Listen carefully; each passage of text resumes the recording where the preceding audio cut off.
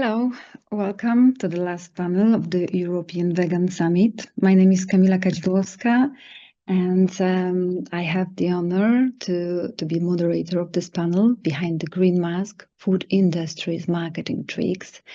I'm a climate policy officer and European Climate Pact ambassador, and also co-founder of Rodzice dla Klimatu, Parents for Climate movement, grassroots movement that brings together parents in Poland and worldwide to act for climate justice and with this intergenerational responsibility spirit. My activism focuses on children's rights to clean air, healthy food, access to nature, and climate education, while actively challenging greenwashing and disinformation. Earlier, I worked in media and development education, which gave me the communication tools I now try to use to connect policy with people's everyday lives. And both in this case, in my work and professional life, as a researcher and parent, I return again and again to a few urgent questions that will be also at the heart of our panel today. How is it possible that billions in public money still support an industry driving both the public health and the climate crisis? Why do systemic mechanisms continue to shape families' everyday choices in invisible and unfair ways? And most importantly, most probably, how do we move past the illusions and demand real change?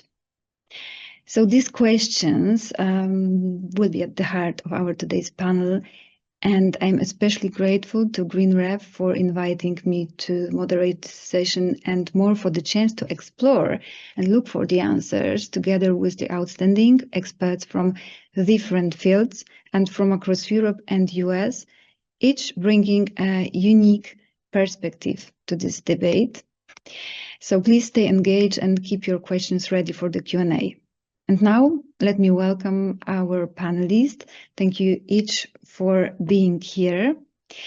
Giulia Innocenzi, nice to have you with us, investigative journalist and with Rai Report, Italian public TV and co-director of Food for Profit documentary that exposes the hidden realities of factory farming across EU.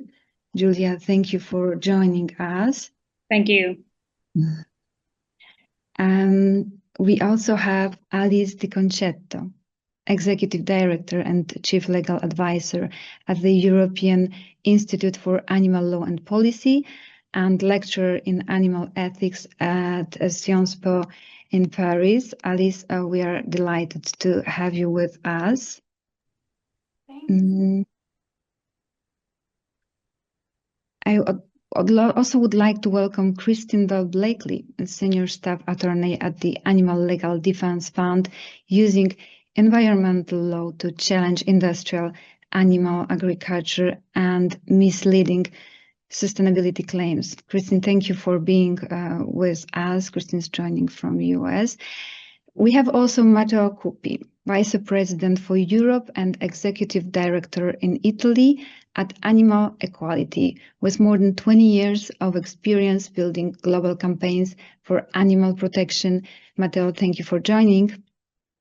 And thank you. And Nusa Urbancic, CEO of the Changing Markets Foundation, previously Director of Campaigns, leading pioneering research and communications to expose corporate greenwashing worldwide. Nusa, we are very glad to have you here with us. So the first round of questions, I would like to start with diagnosing and decoding and describing this, what we call here as a green mask. So Nusa, staying with you, I would pose this question to you because your Changing Markets Foundation has exposed numerous cases of corporate greenwashing across various industries, including food. So could you briefly explain us the most systematic or strategic techniques companies use to mislead customers into believing that they are sustainable while avoiding real change? Great. Thank you so much for having me. Thank you for this question. Yeah, we have a website called greenwash.com where everyone can visit and see how greenwashing looks like in practice. And we cover food, fashion, and plastic. And a lot of the greenwashing claims that we saw when it comes to food are examples of climate positive, carbon neutral, or net zero kind of claims that are often found on the most environmentally unfriendly products, such as milk and dairy. We also see a lot of claims that potentially just refer around packaging. So we found Amazon marketed beef jerky, which is actually the most carbon intensive food product that one can buy in their climate friendly range, because they had reduced the amount of plastic on packaging, but plastic was still unrecyclable packaging. And we found yeah, a lot of very big brands, for example, like Arla is selling us carbon neutral milk. And when this consumer NGO in Denmark was trying to find out what people understand with that, they realized that over 60% of people thought that that meant that this product had no environmental impact, right? So these claims are really misleading people into the real impact of those products, and they are part of this what you call green mask. So this general kind of impression that this industry wants to give that it's taking care of the environment. We've also discovered a lot of more subtle greenwashing. So the images of lush green fields, cows kind of running out in the open, happy animals, and also, yeah, random statements like, you know, make it better cheddar and things like that. But when you actually look at what that company is doing, they have just been fined a lot of money for polluting the water stream in particular part of the UK. So, yeah.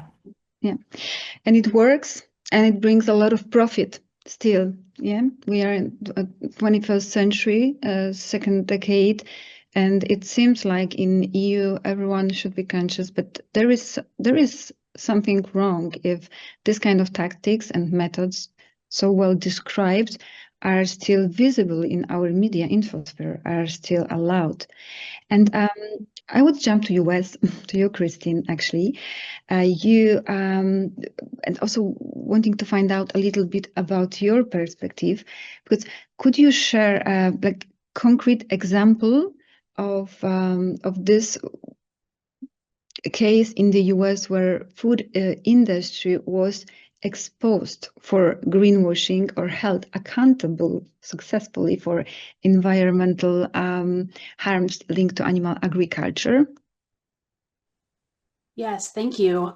Briefly, I'd love to share about factory farm biogas and the work that I have been doing representing the Animal Legal Defense Fund in that sphere. This is a pretty complex issue, both factually and legally, but essentially the animal agriculture industry has formed a bit of an unholy alliance with the fossil fuel industry in the US, and the goal for both industries is to greenwash their products, even though we know that it is not possible for these products to be green or sustainable. And they do this because they really want to make consumers feel good about continuing to use their products, to burn gas in their cars and to consume animal products. And it really allows them to cash in on lucrative government subsidies as well. And for those who are unfamiliar with this issue, manure management on factory farms creates significant greenhouse gases, and not just any greenhouse gases, but those that are short-lived climate pollutants. These are pollutants like methane and nitrous oxide. And I think most people know that carbon dioxide is bad for the climate, but methane is more than 25 times more potent at trapping heat in the atmosphere. And nitrous oxide is even worse than that. And we know that the animal agriculture industry is the largest source of methane in the US, even larger than fossil fuels, and yet it is unregulated. So basically, the factory farms are making a deliberate choice to create these short-lived climate pollutants by storing manure in lagoons, and applying it to land. And they do this in a way that causes it to decompose anaerobically. And if this wasn't the case, I mean, this is the cheapest way to do it, and that's why they make that decision, because nobody's making them do anything better than that. So they just do the cheapest thing, which creates the most methane. And so if they didn't do that, they would create a lot less climate pollution. But instead of regulating the industry, unfortunately, the federal and state governments in the US are paying for factory farms to install equipment called methane digesters and produce factory farm biogas. This is basically where the gases that the industry is producing are purportedly captured and used to displace fossil fuels in the transportation sector, among other things. So these government entities like the California Air Resources Board, for example, are creating pollution trading schemes where the fossil fuel industry can purchase offset credits from the animal agriculture industry. And this is quite lucrative for both of these industries. And it allows them to, brag about how green and sustainable they are, which is, of course, untrue. So thanks to these pollution trading schemes, which operate generally under the guise of market mechanisms designed to address the climate crisis, factory farms are intentionally now producing manure and methane because it is so profitable for them to do so, thanks to these government programs, which is causing factory farm expansion and consolidation, which is the opposite of what should be happening.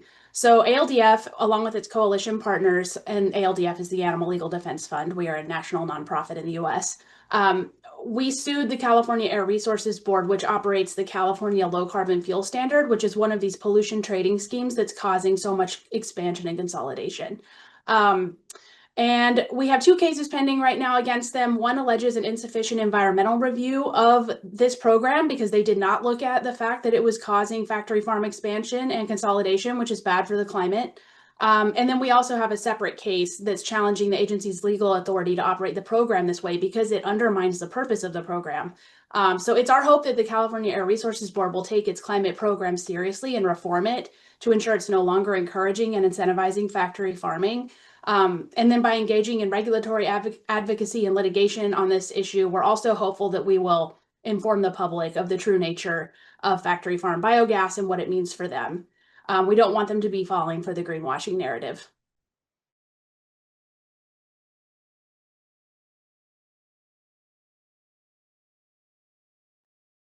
This is really an outstanding work you've been doing there, and thank you for sharing this success, because we need to hear that it works, especially when jumping back to the European Union. We have this kind of deregulation time, and it's said that the nature directives, as well as the air, water, or soil, or chemicals, or animal welfare EU rules, are not in line with reaching the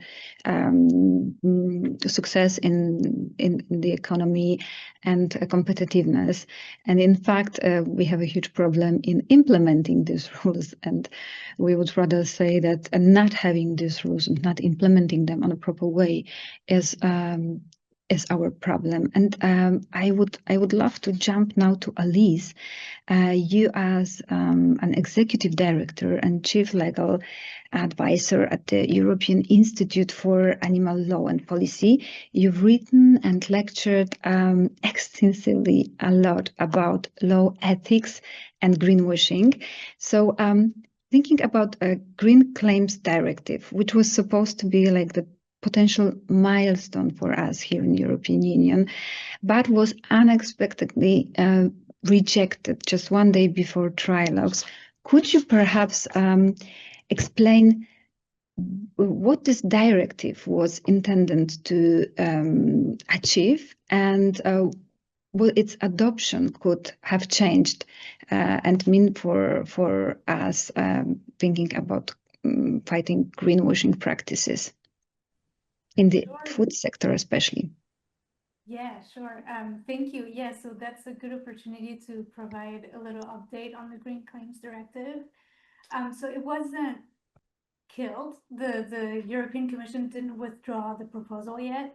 It did threaten to withdraw the proposal before the directive went to so trilogue negotiations, so the negotiations between the three EU institutions, for reasons that have to do with the scope of the directive. So the European Commission didn't want the directive to apply to all businesses, and especially not small businesses in the European Union, and the European Parliament actually want a broader scope. It wants the Green Claims Directive to apply to all businesses in the EU, regardless of their size. So that's that's a little bit of context here. So the negotiations are still ongoing. The European Commission hasn't withdrawn the proposal, but the proposal is entering probably a very difficult negotiation phase with the EU member states.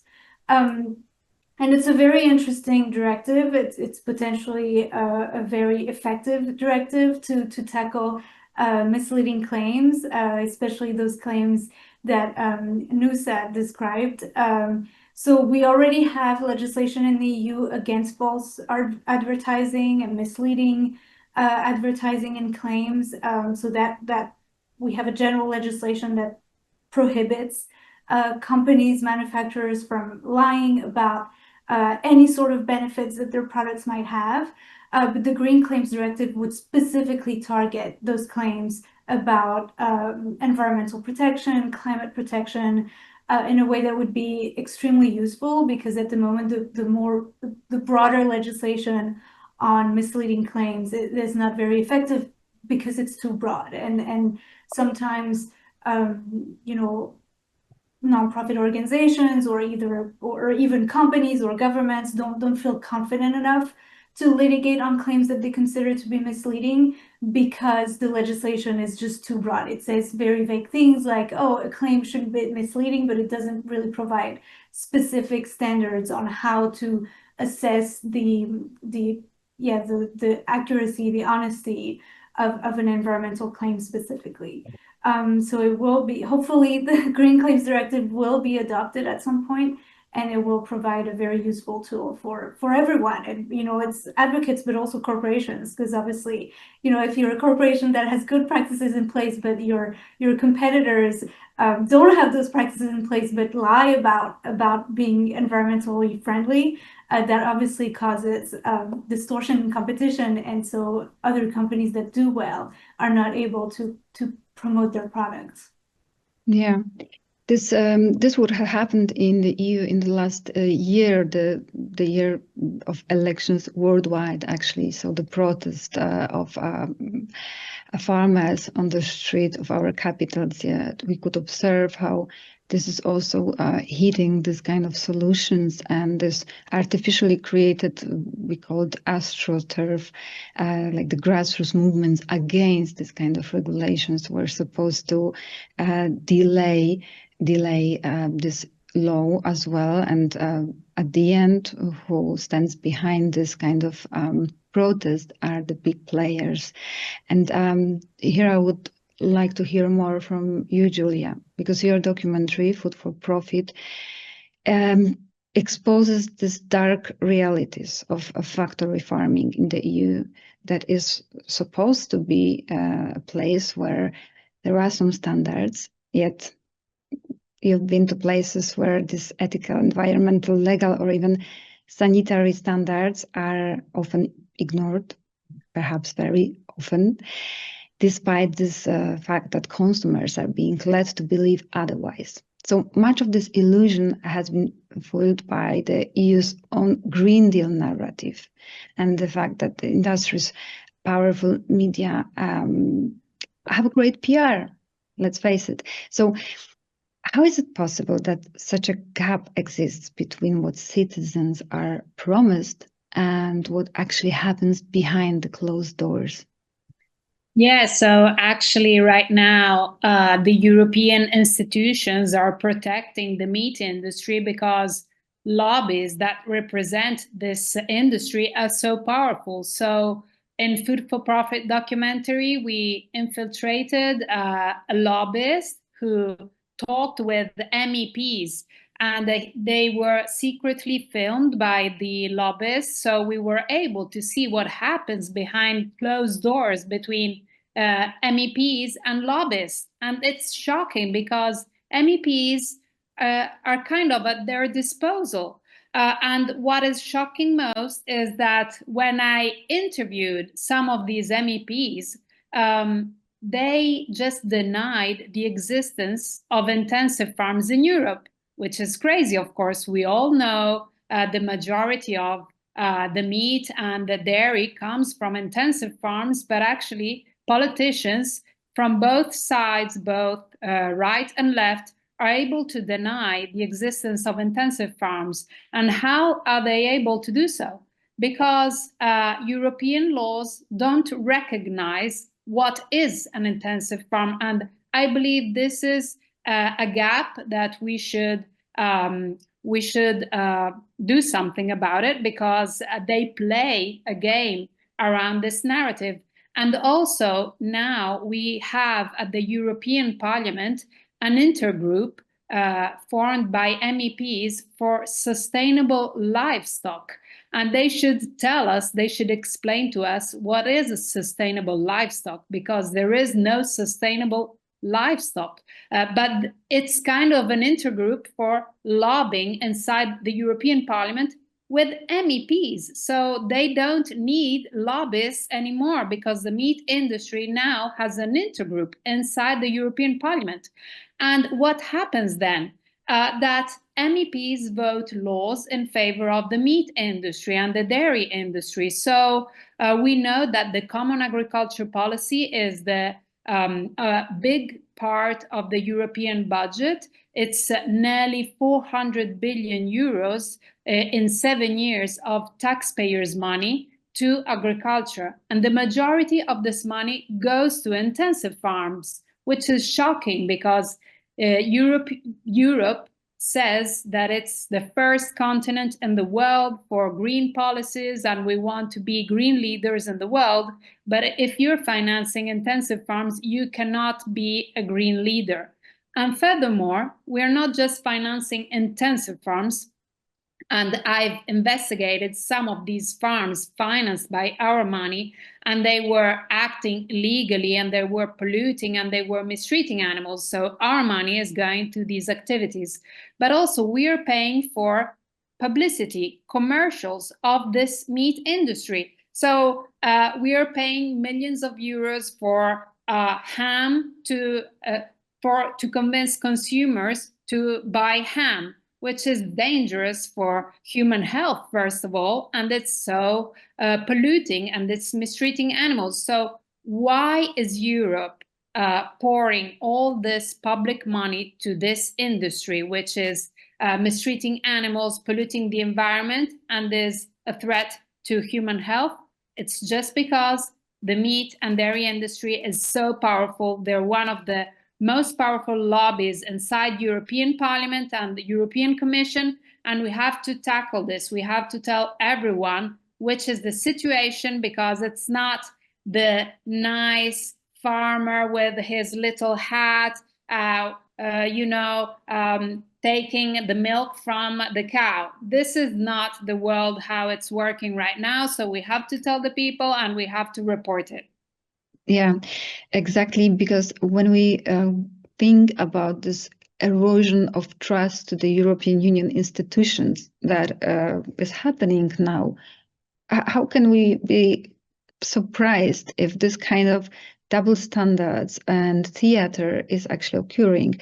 Because what you've described in your document, which I recommend to everyone, and we will talk about it a little bit later as well, is to watch it whenever you can, just to be aware of this theater play that is happening there behind the closed doors. The actors, stakeholders, and MEPs representing the interest of business say totally different things than in public. And yeah, you documented that. I wonder what will be the next step, if there will be anyone hold to perhaps to step back, or perhaps to lose his or her mandatory after your investigation. Yes, so it happened. So 2 MEPs who were secretly filmed by our lobbyists weren't candidates anymore at the elections, at the European elections, Paolo De Castro and Clara Aguilera, who were actually from socialist parties and were totally in favor of the meat industry. So Paolo De Castro, an Italian MEP, was also receiving money from the meat industry for works he was doing for the meat industry while he was an MEP.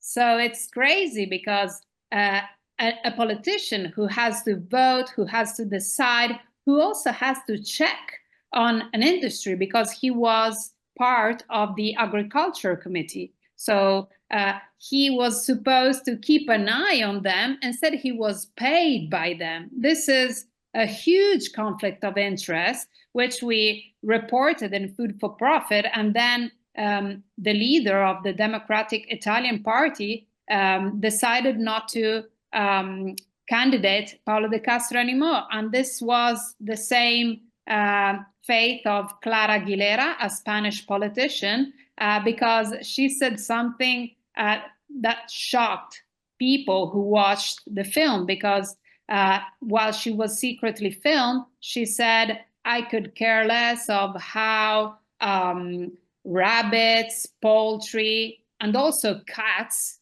are farmed, cats. I eat them all."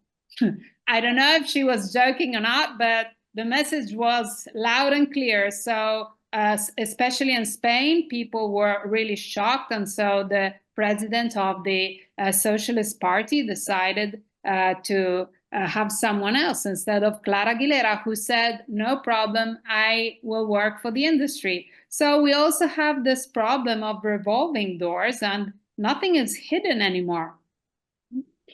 This is really an outstanding job, and perhaps this documentary will be a milestone in opening discussion about the role and mission of media, actually, of media these days when we are facing this triple planetary crisis, and so many people have no idea about the causes and the solutions because of this, that media are full of greenwashing and disinformation. And Matteo, jumping to you with your over 2 decades of experience in activism at animal equality in many European countries, what are the worst or the most deceptive greenwashing practices you have encountered? And also, in your opinion, is animal welfare possible in industrial animal production, or it's a fairy tale? Well, from my perspective, one of the most insidious forms of greenwashing I have seen comes from companies that, under public pressure, committed to go cage-free. And these pledges then praise positive media, when I'm talking about media attention and consumer trust, no? And people believe that, for example, hens would finally be freed from cages. But when the deadlines approached, some of those companies quietly erased their promises. Mm-hmm. So I'm talking about those companies removing commitments from their websites, or another example is rewriting them in ways that made that meaningless. And this is not just a betrayal for the animals who remained, of course, trapped in cages, but also of people who generally thought that progress was on the way.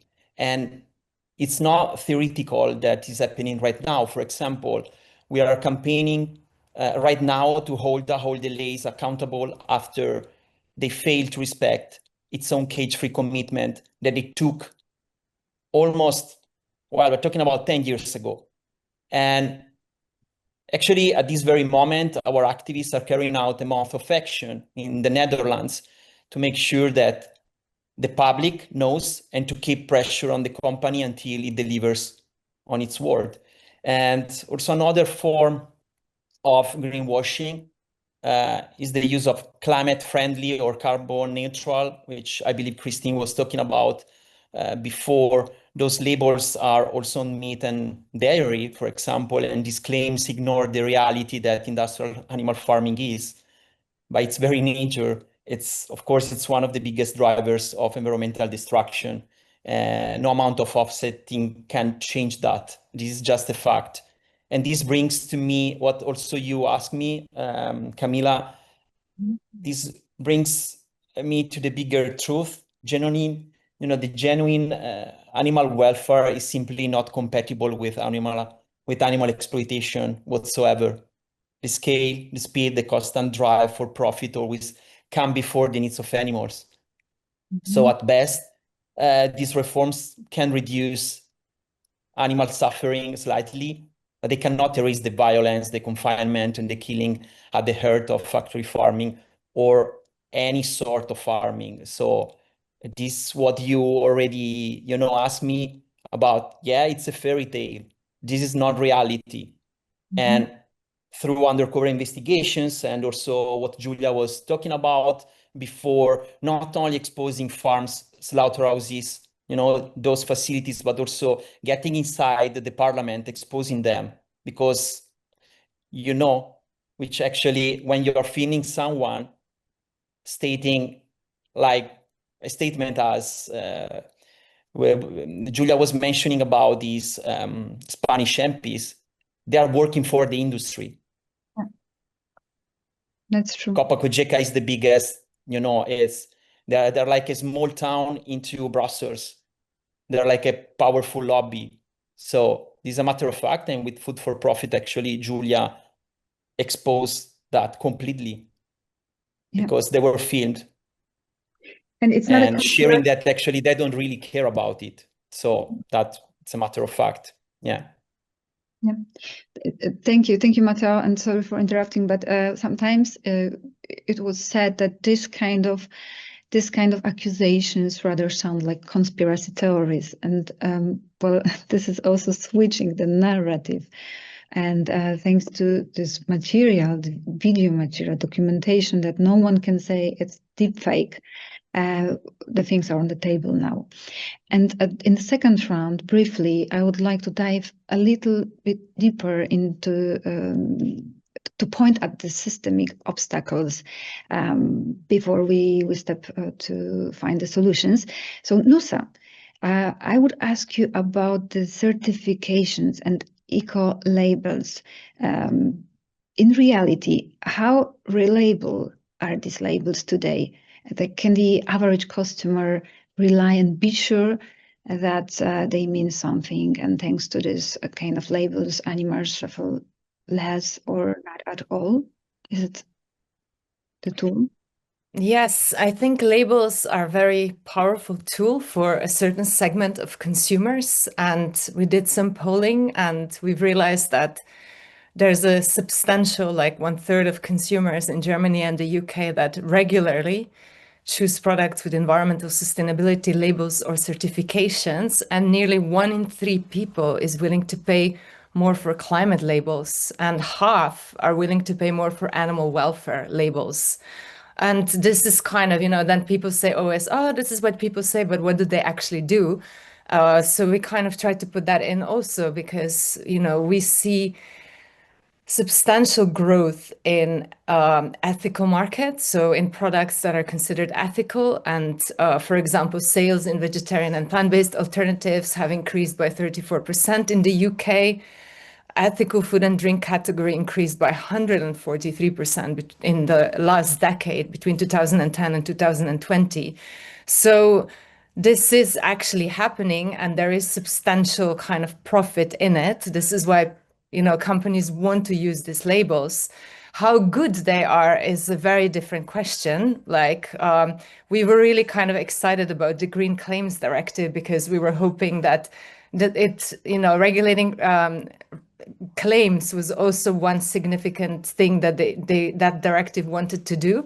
And as Alice was saying, it's it might still go through and it's badly needed. But yeah, even otherwise, the fight against greenwashing is going to continue. And it is actually, the lobby is now short-sighted and they want to get rid of those regulations. But actually, on the long term, this is going to backfire, because if you don't have clear rules on how to use these labels, there's going to be more and more legal challenges. That's going to be more and more cynicism amongst consumers about the validity of these claims. And we actually do want companies that have good products to be able to communicate about that, companies that have done things to reduce CO2 emissions, right? Disproportionately, these companies are actually the ones that are bad for the climate, like, you know, meat and dairy producers. And this is, this is kind of something that needs to be regulated, right? How can you say that your beefsteak is actually climate neutral when it has significant methane and wider climate emissions? It's linked to deforestation, biodiversity loss, and all these other things. And yeah, just to kind of say that now we see this other attempt to ban the meat terms for vegan and vegetarian products, which has again come back, despite the fact that it has been defeated twice already in the UK. And again, this is something that the industry knows is powerful when consumers are making their choices on what to eat. And this is why they're kind of fighting those things. But also I'm kind of thinking, you know, this is a great way to kind of capture NGO capacity again, to try to fight the same fight, you know, for the fifth time, to do something that consumers are apparently confused about, but they're not even confused about. And yeah, I wanted to say that, you know, on the wider tactics, we also did this really, really big report called The New Merchants of Doubts, where we talk about wider tactics: delay, distract, and derail. And here lobbying also comes in, you know, the things that Giulia has in her documentary, which is fantastic, and I really recommend everyone to see it. And what I really liked about your documentary, Giulia, was also the fact that, you know, you bring it back to the companies, you know, who's buying from those farmers that are committing those abuses, and why are they not responsible for that thing? And this is kind of, you know, where the power lies in this huge, gigantic meat companies, dairy companies. Some of them are brands, others are not really brands, like Cargill or JBS.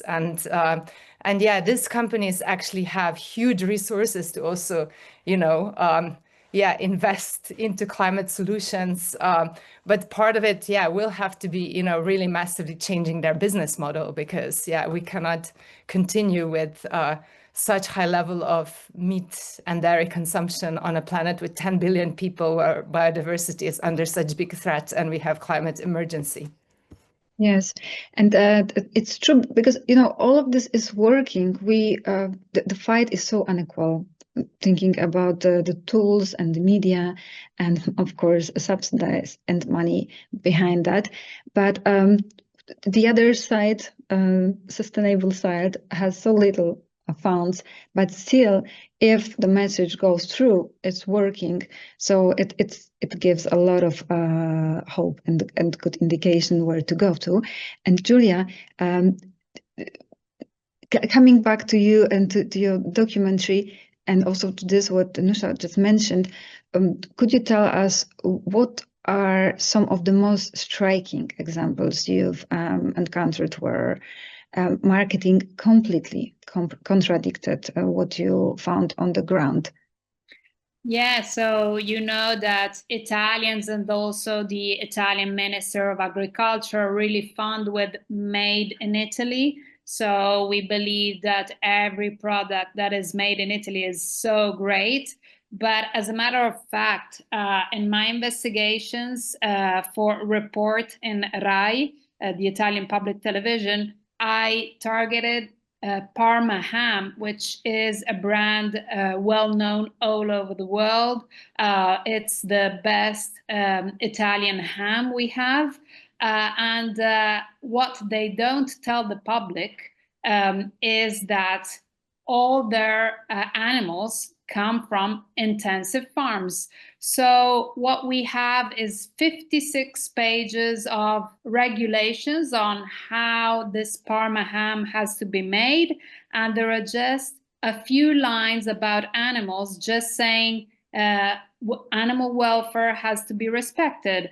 And then, you know, there is the air that comes from the sea and touches the ham, and it's all commercial and publicity and marketing about some wind that doesn't even exist.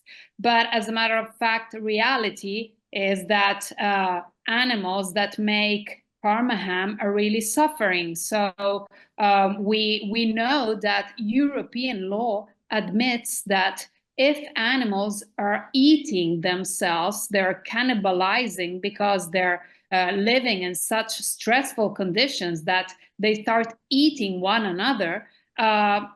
Farmers are authorized to cut their tails because the tail is one of the most beaten parts. So this is, for me, is crazy because Europe is admitting that animals are kept in such a bad way that you can cut their tails, and this is called animal welfare. So with my investigations, and with investigations such as Animal Equality does with undercover investigations, we expose how pigs of Parma ham are kept inside farms. And one farmer reported me and asked for money to myself and to the program.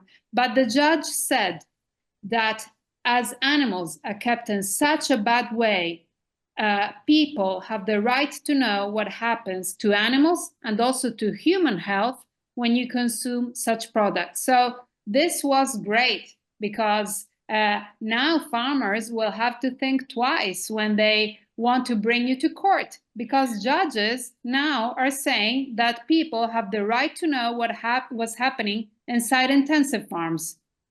Yeah, that's good to spread this news and this case Europe-wide, actually. And you've mentioned about this mask made in Italy. I would jump to Alice to ask about another mask that is very strongly related with greenwashing. The mask, let's call it human washing. You lecture and write about human washing. What is it in practice, and how EU rules could change to protect consumers and animals from this kind of misleading claim? Yeah, so humane washing, I mean, it's basically the same as greenwashing, but it's about misleading consumers, or really anyone. It's not just consumers. It could be investors. It could be even the government. So any claims that mislead people into thinking that a product is more humane than it actually is. And so how EU law protects consumers from those misleading claims. So the EU law doesn't protect people and again, like, you know, other actors very well from humane washing. We have a general principle of EU law that misleading claims are prohibited, but the legislation doesn't really specify what humane washing claims are and how they should be prohibited. So for now, whoever is dealing with a humane washing claim and wants to challenge it has to rely on very broad legislation, which is not very effective in actually, you know, getting those claims down. So yeah, this is currently how EU law is. Hopefully with the Green Claims Directive, we'll get some more tools to address misleading claims, but ultimately it would be great to have some regulations targeting and prohibiting specifically humane washing claims. Yeah, thank you. And another side of this green mask is the plant-based language. And Matteo, please, you have some experience with this plant-based language to market animal products. How can activists push back without confusing consumers? Because sometimes consumers are just tired with all this explanation. So how can we act trying to help people making better choices? Could you share? We're witnessing companies, like food companies, that often blur the line between plant-based and animal-based products, okay, by borrowing the language, colors, and images that are usually associated with a sustainable product or a veggie choice. For example, chicken and egg producers frequently emphasize that their animals, and think about it because this is really important, are plant-fed or veggie-fed. So they're putting that like with icons on like green leaves on packaging. And while, of course, these claims are correct in describing that animals' diet, of course, it's, the final product by itself is plant-based, but they are selling that as ethical, no? And similar strategies are also used by other industries like the dairy industry, where cartons of milk are wrapped in green designs, no, with slogans like pure or fresh from nature, stuff like that. And so these tactics borrow the credibility of the plant-based language or eco-friendly branding, for example. And this creates confusion for people who may believe that they're making healthier or more sustainable choices. So, and another thing that is happening on the flip side is that the meat industry has lobbied heavily to argue that plant-based products using words like meat, burger, and beef, and because they could mislead shoppers. And another thing that is happening, it happened like 2 days ago, that the European Parliament, the Agriculture Committee passed an amendment that would restrict plant-based products from using familiar meaty terms, reserving them solely for animal-derived products. And this motion now heads to a full plenary vote. At the same time, the European Commission has proposed banning 29 meat-related words from plant-based labeling.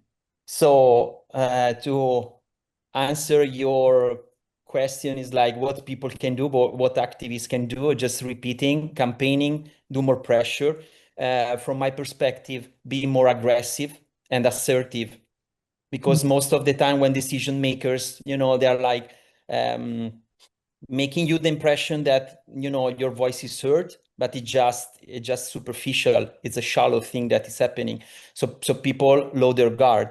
And it's really important to repeat with investigations, exposing them, exposing their lies, making more demonstrations in front of the commission, in front of the parliament, making noise, because animals right now are, in factory farming. So it's really important to be consistent with what we're doing, because sometimes we win, little battles. Other times we lost those battles, but it's important to stay consistent and speak up for animals. So what we're already doing, but be more consistent and aggressive when also we think that things are, more on our favor.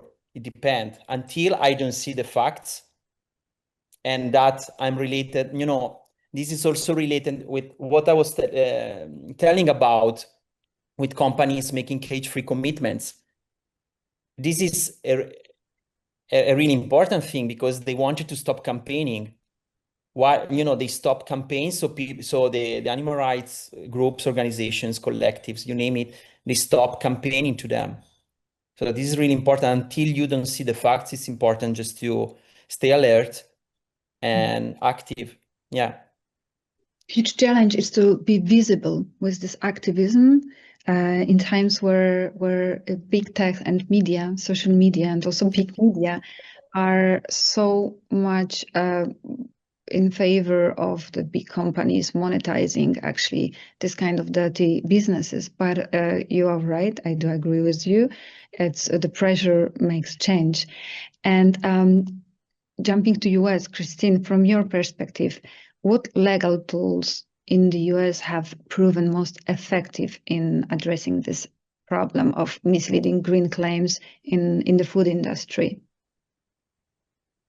I wonder if something that we could apply also in this European context or worldwide.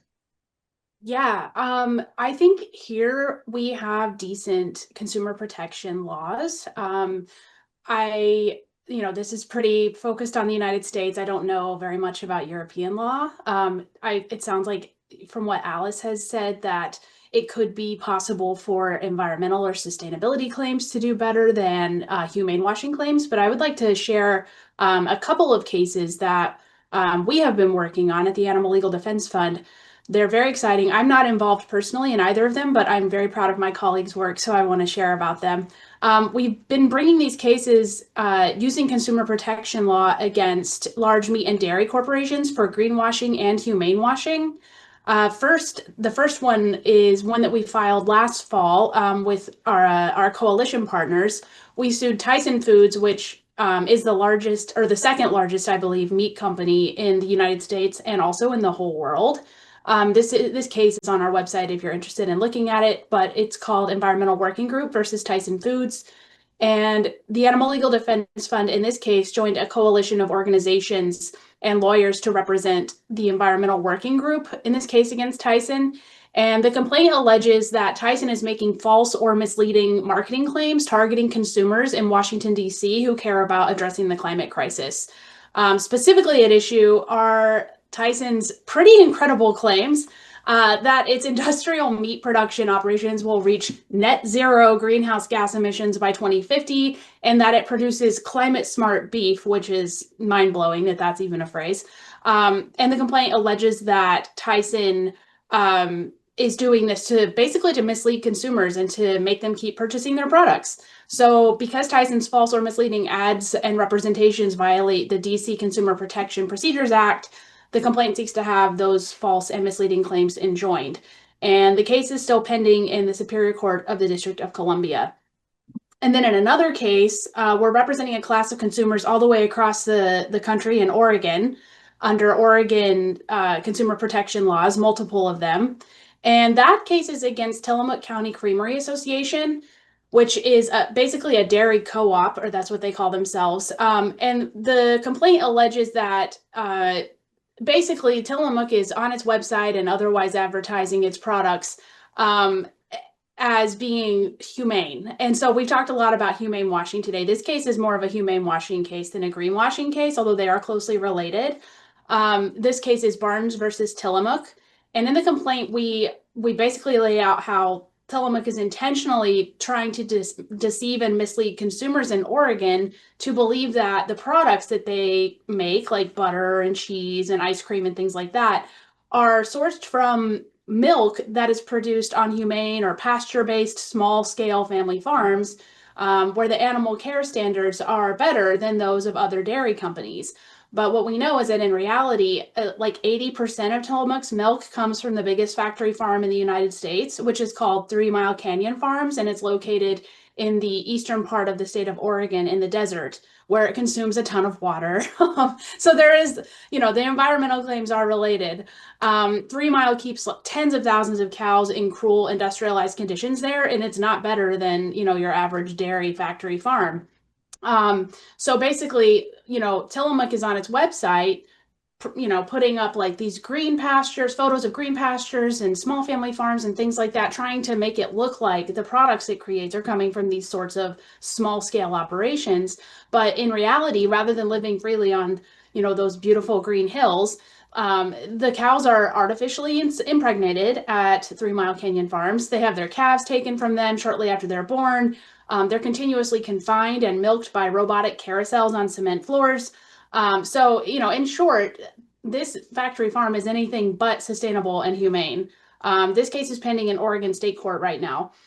And like I said, was not involved in either of these cases personally, but I'm super proud of my colleagues and our coalition partners for litigating them, because I do think they're very promising, and people don't like being lied to. So it is good that we can bring these cases to really shed some light on what's really going on. And again, I don't know much about the European Union laws, but it sounds like there may be some potential for these kinds of cases to succeed there, particularly in the sustainability realm. Well, if there are any young people watching us at the moment or in the next days or weeks, because there will be this possibility to watch the European Vegan Summit whenever you want, and you're wondering what kind of specialization of law to choose, do not hesitate, because we really need this kind of lawyers that we have today, like Christine and also Nusa. Jumping to European Union and also looking for the solutions desperately. What kind of policy changes and enforcement mechanisms do you believe are most urgently needed here to hold food companies accountable for these misleading environmental claims that we are all the time talking about? Yeah, that's a really good question. When it comes to companies, I think it's really quite crazy that, policymakers and us, the general public, are relying on their voluntary commitments. This is what Matteo really described before, commitments, when they're voluntary, they're easily made, easily broken as well. And we are now on the planet where we're running out of carbon budget, right? And we need to rapidly cut CO2 emissions. We need to rapidly reduce methane as an emergency brake to actually slow down warming. And we're actually leaving it to companies to do that if they want to. So I would say the first thing we need to do is have mandatory climate targets that are legally binding. We need to get companies to report on their emissions, but also on the investments that they're actually making into reducing CO2, methane, nitrous oxide, and everything else. And then we also need to have restructuring of subsidies, because as several panelists were saying, subsidies right now are going into supporting the worst things in the food system. So livestock production, they're supporting consumption of animal products, and we really must change that. And then we have another very powerful tool, which is kind of less company related, more public policy related, and governments, which are dietary health guidelines. And several governments have updated those guidelines to now also include sustainability. But these guidelines usually sit on some website somewhere, and no one is really implementing them. In the UK, there was a study showed that only 0.1% of the population actually adheres to these guidelines. And most people overconsume animal products, they overconsume sugar, ultra-processed foods. And we should really make sure that those guidelines are implemented. You can start in public institutions, public procurement. You could mandate to companies that they have to sell healthier products. You could ban advertising of meat and dairy, but also other unhealthy foods, which actually is really, really targeting younger generations like children and Gen Z. It's really interesting. I have a 6-year-old son, and when we go around in London, you can see McDonald's ads in like his eye level, right? I don't see it, but he does. And these are really the kind of things that, we should start addressing. And I think what is really crazy is because we have those things happening in energy sector, in transport sector. It's not fast enough, but it is happening. We have policies that are promoting the solutions, promoting low carbon, everything from behavior to technologies. But when it comes to food, we have the opposite. Public policies are actually supporting less environmentally friendly options, and they're actually putting in place market barriers. And I saw there was this question here, why, are meaty products relevant for European vegans and vegetarians? It's not really targeted at vegans and vegetarians. Vegans and vegetarians will eat those products regardless of how they are called.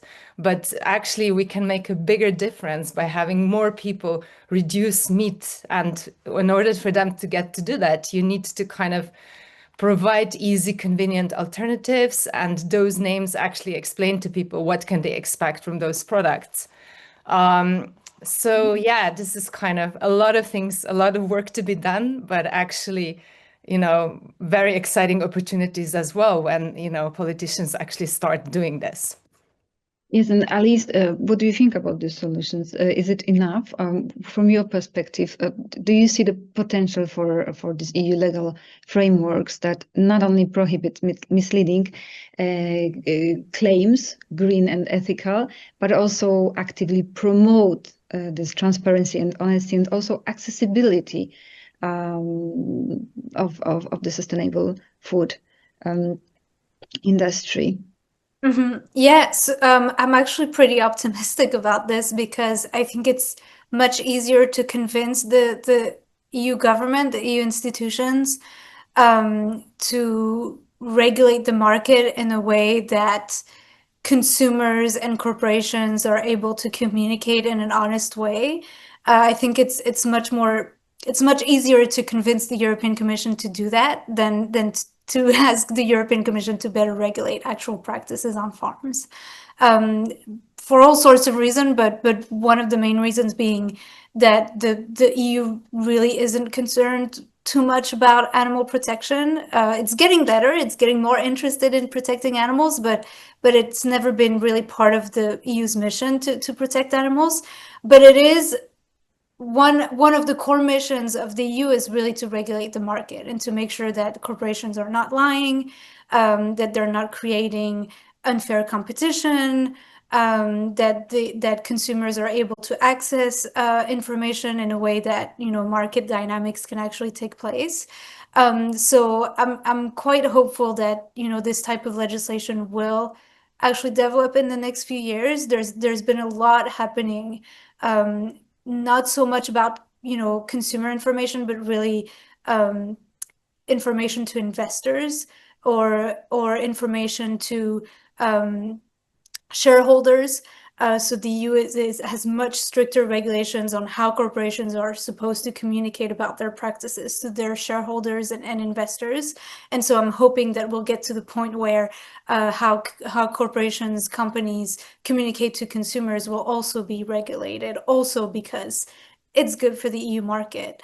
So it's one of those rare instances where we actually have some sort of a convergence between you know, EU the economic objectives and animal protection objectives. So as a movement, I think it's a great opportunity to capitalize on this, and we'll see. I mean, hopefully I won't be proven wrong, but in the next few years, I'm hoping we'll have more legislation. But to make it happen, we need to expose more and more this hidden realities of the animal agriculture and meat factories, meat production. This is a key to the real revolution. And Matteo, a question to you, because I remember we talked about your beginning. You weren't actually someone when you were a teenager that was very much in love with the animals, or you were not this kind of type of a person that was thinking about the animal welfare since always, but there had to happen something that you got this awakening and consciousness about where the food comes from, and this made such a huge impact on you that you are now acting for most of your life, defending animal rights. So why exposing these hidden realities can make this revolution, in your opinion, even when thinking about those who are not that emotionally connected to animals? Well, as you well said, for me, it was just the power of footage that showed me the hidden reality of slaughter facilities and factory farming. Back then I was 16, and while I was watching this footage, was like, the only question that I asked myself was, who am I for, to contribute to this? But just the first question. And then, well, overnight, I decided to ditch any animal product and meat. So the truth is that most people will never step inside a factory farm or a slaughter plant, because these places are designed to remain invisible. They are built far away from public view and guarded by fences. People don't even think about it, to be honest, because they're invisible. And the invisibility is not an accident. It's part of the systems that I would call like a system with a survival strategy. Mm-hmm. And that's why exposing what happens inside those facilities is such a powerful act. No? When people are confronted with what our investigators document, for example, cages that are so small that animals cannot even turn around, mutilations carried out without anesthesia, or violence and fear of a slaughter, they can no longer cling to the marketing fantasy of, for example, humane or sustainable meat. Mm. So even people who do not see themselves as animal lovers, as myself, because back then I wasn't even thinking about animals. As I told you, Kamila, was like chicken or salad was just food, because I wasn't, relating to the source of it. I didn't make the connection. So as I was saying, even if people, they don't consider themselves animal lovers, often respond with shock or anger, no? Not only at the suffering, but at the deception. I don't know, someone was talking about, the industry deceiving the people. I don't remember was mentioning that. So this is the gap between the images on the packaging and the truth behind the doors. So in that moment, denial becomes impossible. You cannot deny, what's actually is happening because it's something that has been recorded. Yeah. So the truth. This is why, this is why at Animal Equality, we have invested for nearly 2 decades in undercover investigations and transparency campaigns, because visibility is the first step toward change. Once people see the truth, they begin to question their choices. Once they question, they open themselves to alternatives, whether that means reducing meat, choosing plant-based, or supporting policies that restrict cruelty, for example. So without exposure, the system stays hidden and also unchallenged, because we have to challenge them.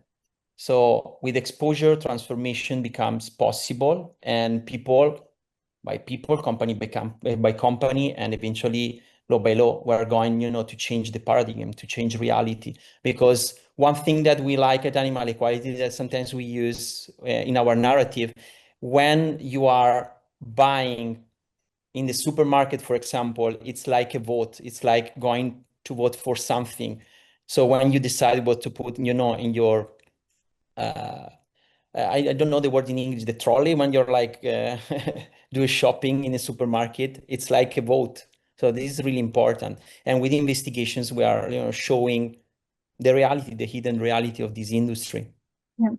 So the visibility is the key, even to move those who seem to be unmovable. The truth and the consciousness is a key. And Giulia, very briefly, because if possible, we would also leave some space for the questions for the audience, and also one question to Christine. But let's start with you, Giulia, about media and visibility. From your experience, what needs to change for media to truly serve the truth instead of disinformation, when we know the reality that media outlets depend on advertising and politics?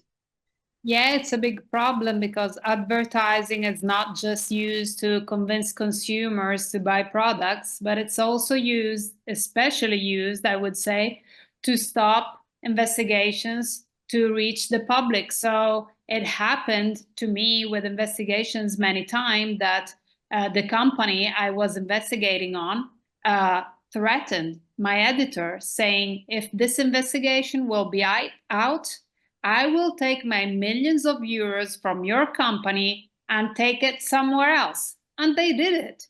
You need an editor who is brave, but it's not just that, because editors have to make money. You need a system that supports investigative, independent journalism. We need to reform the media system, because right now, a few media outlets like the New York Times, The Guardian, live through subscriptions or live through donations, like The Guardian, from readers. But we need to understand that this is a democratic issue, how media outlets can keep their independence, not only from politics, but I would say especially from the economic power. Yeah, thank you for underlining that. We need the media reform. And also the strategic litigation can sometimes set powerful precedents when the regulatory environment is still weak. And Christine, from your experience, how can such cases shift industry behavior? Yeah, it can be a very powerful tool. Litigation can be a very powerful tool, especially strategic impact litigation, which seeks to change the law in some way so that it advances a cause. I wanted to share my favorite case as a good example of this. Again, I was not involved in this case. I'm uplifting it because it is something that I found very inspiring. Came out when I was in law school. The Animal Legal Defense Fund, also not involved. But it's a great example of what we can do with strategic impact litigation in this space. It's called Community Association for Restoration of the Environment, or CARE, versus Cow Palace. And in this case, CARE and the Center for Food Safety and some other US community and environmental organizations sued a dairy factory farm in Washington State. I think it was multiple dairies actually, which is where I live, incidentally. And they did this back in 2015. And what they said in the complaint is that the dairy factory farms at issue were violating a federal law called the Resource Conservation and Recovery Act, affectionately known as RCRA. And this federal law had never before been applied to factory farms. So this was a very strategic case. RCRA provides a national system of solid waste control. So it's designed to prevent solid waste and open dumping and things like that. From, just like to address the pollution that is occurring. It fortunately does include a citizen suit provision, to your point, which is very critical, especially in times like we are currently in with the Trump administration, because the federal government is not enforcing our environmental laws. And this citizen suit provision in RCRA empowers the public to sue any person, including public business entities, whose management of solid waste might present an imminent and substantial endangerment to the health of the communities around them or the environment. So the citizen suit provision is really key. And in this case, the plaintiffs alleged that the dairy factory farms were polluting groundwater in the area of Yakima in Washington State with nitrates from manure. And they said this is a violation of RCRA, even though this law had never been used in this way before against factory farms. But fortunately, the court agreed, the federal district court agreed, and this case established for the first time that manure is solid waste under RCRA when it is discarded. So what that means is that it is solid waste that is regulated under RCRA when it is over-applied to land and stored in leaky cesspools, which is generally how factory farms manage or mismanage manure. So this means that it's leaking through to the groundwater table and fouling drinking water resources and things like that. So the court did hold that dairy factory farms over-applied manure and contaminated the groundwater table with excess nitrate and contributed to an imminent and substantial endangerment to the public. And for the first time, the court held that manure handling at the dairy factory farms at issue constituted open dumping in violation of RCRA. So thanks to this case, factory farms are now beholden to the mandates of RCRA and can't, over-apply or dump manure and pollute water resources without liability. So I love that case. I think it's very inspiring, and I wanted to share it with you all. Thank you very much, and it's very inspiring. And again, it brings me to this that it's the highest time for young people interested in law to choose the specialization. We really need you. And I see some questions in the chat, but I'm afraid we won't be able to answer on all of them. And before we close, I would like to thank you all for this inspiring discussion, and to anyone in the audience for joining us. I hope that the conversation will continue in chat and on YouTube channel. Over this past 3 days, and also today, we've heard so many powerful voices and bold ideas. So I hope that, especially after our panel about greenwashing, we will find a new strength and power to fight and do your best to add something to the transformation of the food system. But and also, before I close our panel and also hand over to Green Rev and Morgan, I would like to those of you in Warsaw say a few words. I really invite you warmly tomorrow, September 12th at 8 to the premiere of the documentary Food for Profit in Warsaw at Kino Ujazdowski, followed by the discussion with the co-director and experts. And it will be really a perfect continuation of this conversation we've had here.